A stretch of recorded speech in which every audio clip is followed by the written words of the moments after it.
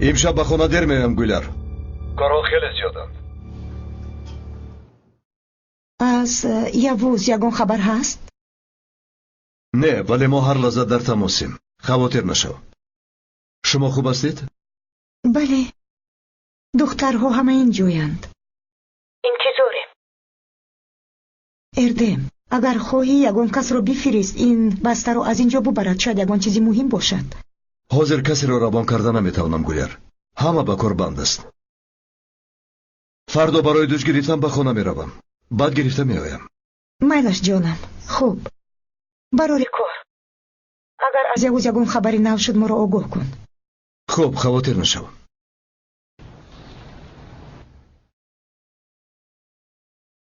مادر، یگان خبری نو هست؟ نه. انتظار میشویم. در آن قوطی چی باشد؟ کشویم. شاید تحفه سال نوی باشد. کشو.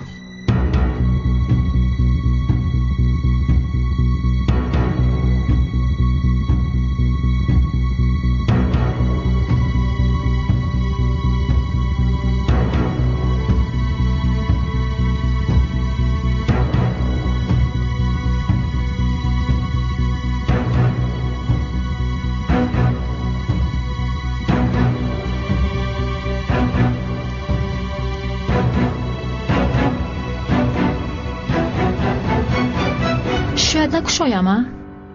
مبادا یگان چیزی مخفی باشد، بعد از من خفه می شود.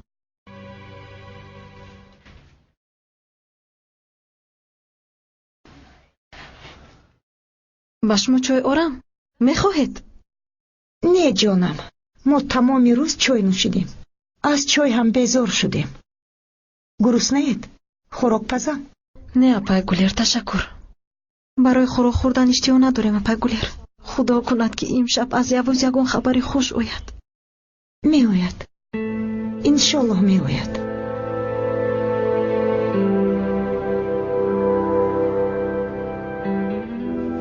انتظار شدن اینقدر مشکل است. همسر سرباز بودن برایتون مشکل نیست؟ تمام وقت انتظار می شوید. من حالا رسما همسری سرباز نشدم. می شوم. بسیار مشکل است همین طور. وقتی که آگاه شدم گمان کردم که از سرم آب خنک ریختم. من گمان میکردم که او پلیس سیاحی است. البته مشکل است. نه خود مشکل نباشد. از این با قوتی ما حیران نشو. روزهای اول هر لحظه که اردم به عملیات می رفت من دیوانه می شدم. یک روز هیچ از یادم نمی رود.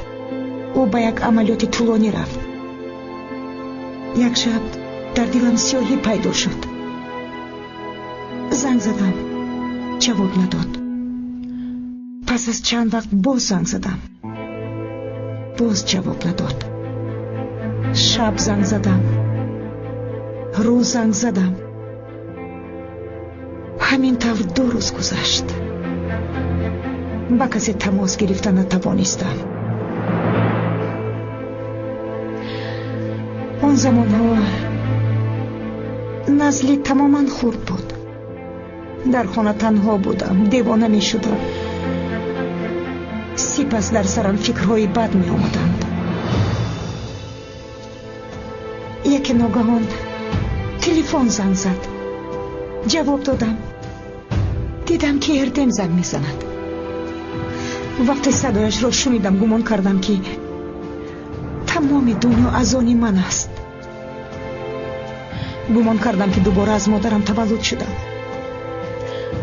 ولی اردم رنجیده بود، سخت رنجیده بود. چون که 97 مرتبه زنگ زده بودم.